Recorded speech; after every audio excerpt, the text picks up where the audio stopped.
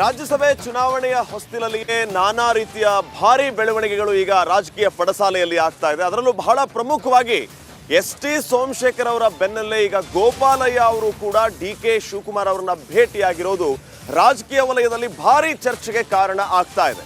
ಕಾಂಗ್ರೆಸ್ ಬಿಜೆಪಿಯ ಒಬ್ಬೊಬ್ಬರೇ ಶಾಸಕರನ್ನ ತಮ್ಮತ್ತ ಸೆಳೆದುಕೊಳ್ಳುವಂತಹ ಕೆಲಸವನ್ನ ಮಾಡ್ತಾ ಇದ್ದಾರಾ ಅನ್ನುವಂತಹ ಪ್ರಶ್ನೆಗೆ ಪುಷ್ಟಿ ನೀಡುವಂತಿದೆ ಈಗ ಆಗ್ತಾ ಇರುವಂತಹ ಬೆಳವಣಿಗೆ.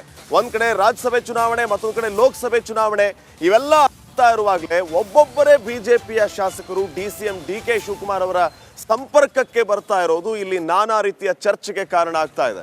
ಎಸ್.ಟಿ. ಸೋಮಶೇಖರ್ ಅವರು ಯಾವ ರೀತಿ ಡಿ.ಕೆ. ಬ್ರದರ್ಸ್ರನ್ನ ಹಾಡಿ ಹೊಗಳಿದರು, ತದನಂತರ ಈಗ ಗೋಪಾಲಯ್ಯ ಅವರು ಕೂಡ ಡಿ.ಕೆ. ಶಿವಕುಮಾರ್ ಅವ್ರನ್ನ ಭೇಟಿಯಾಗಿ ಮಾತುಕತೆ ನಡೆಸಿರುವಂಥದ್ದು ಹಲವು ರೀತಿಯ ಪ್ರಶ್ನೆಗಳಿಗೆ ಕಾರಣ ಆಗ್ತಾ ಇದೆ. ಯಾವ ಕಾರಣಕ್ಕಾಗಿ ಇವರು ಭೇಟಿಯಾದರು, ಬಹುಶಃ ಇವರು ಕೂಡ ಕಾಂಗ್ರೆಸ್ನತ್ತ ತಮ್ಮ ಒಲವನ್ನ ತೋರಿಸ್ತಾ ಇದ್ದಾರಾ, ಹೀಗೆ ಹಲವು ಪ್ರಶ್ನೆಗಳು ಮೂಡ್ತಾ ಇದೆ ರಾಜಕೀಯ ವಲಯದಲ್ಲಿ. ಇದೇ ವಿಚಾರ ಈಗ ಭಾರಿ ಚರ್ಚೆ ಆಗ್ತಾ ಇದೆ.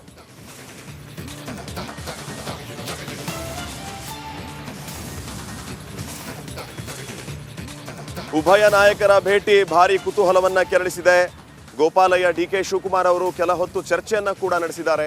ಎಸ್.ಟಿ. ಸೋಮಶೇಖರ್ ಅವರು ಕೂಡ ಡಿ.ಕೆ. ಶಿವಕುಮಾರ್ ಅವರನ್ನ ಭೇಟಿಯಾಗಿ ಮಾತುಕತೆ ನಡೆಸಿದ್ರು. ಜನಸ್ಪಂದನ ಕಾರ್ಯಕ್ರಮದಲ್ಲಿ ಭಾಗಿಯಾಗಿದ್ರು. ವೇದಿಕೆ ಕಾರ್ಯಕ್ರಮದಲ್ಲಿ ಡಿ.ಕೆ. ಶಿವಕುಮಾರ್ ಅವರನ್ನ ಹಾಡಿ ಹೊಗಳಿದ್ರು. ತದನಂತರ ಒಂದೇ ವಿಮಾನದಲ್ಲಿ ಇಬ್ಬರು ಪ್ರಯಾಣವನ್ನ ಕೂಡ ಬೆಳೆಸಿದ್ರು. ಅದು ಮಾಸುವ ಮುನ್ನವೇ ಗೋಪಾಲಯ್ಯ ಅವರು ಕೂಡ ಡಿ.ಕೆ. ಶಿವಕುಮಾರ್ ಅವರನ್ನ ಭೇಟಿಯಾಗಿದ್ದಾರೆ. ಉಭಯ ನಾಯಕರು ಕೆಲ ಹೊತ್ತು ಚರ್ಚೆಯನ್ನ ನಡೆಸಿರುವಂತದ್ದು ರಾಜಕೀಯ ವಲಯದಲ್ಲಿ ಭಾರಿ ಚರ್ಚೆಗೆ ಕಾರಣ ಆಗ್ತಾ ಇದೆ. ಈ ಹಿಂದೆ ಡಿ.ಕೆ. ಶಿವಕುಮಾರ್ ಅವರು ಹಲವು ಬಿಜೆಪಿ ನಾಯಕರು ನಮ್ಮ ಸಂಪರ್ಕದಲ್ಲಿದ್ದಾರೆ ಅನ್ನುವಂತಹ ಮಾತುಗಳನ್ನ ಹೇಳ್ತಾ ಇದ್ರು. ಅದನ್ನ ಕಾರ್ಯರೂಪಕ್ಕೆ ತರುವಂತಹ ಕೆಲಸವನ್ನ ಈಗ ಡಿ.ಕೆ. ಶಿವಕುಮಾರ್ ಅವರು ಮಾಡ್ತಾ ಇದ್ದಾರಾ ಅನ್ನುವಂತಹ ಪ್ರಶ್ನೆ ಮೂಡ್ತಾ ಇದೆ.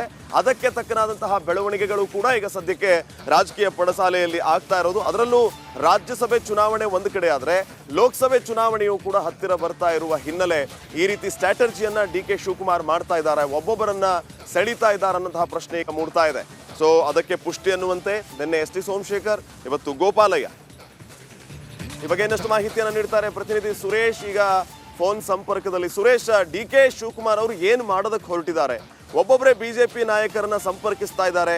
ಸುಮ್ಮನೆ ರಾಜಕೀಯ ವಲಯದಲ್ಲಿ ಇದೊಂದು ಚರ್ಚೆ ಇರಲಿ ಅಂತ ಹುಳ ಬಿಡುವಂತ ಕೆಲಸವಾ, ಅಥವಾ ಇದರ ಫಲಿತಾಂಶ ಅನ್ನುವಂತೆ ಅಸಲಿಗೆ ಈ ನಾಯಕರು ಕೂಡ ಕಾಂಗ್ರೆಸ್ನತ್ತ ಮುಖ ಮಾಡಿದಾರ, ಹೇಗೆ?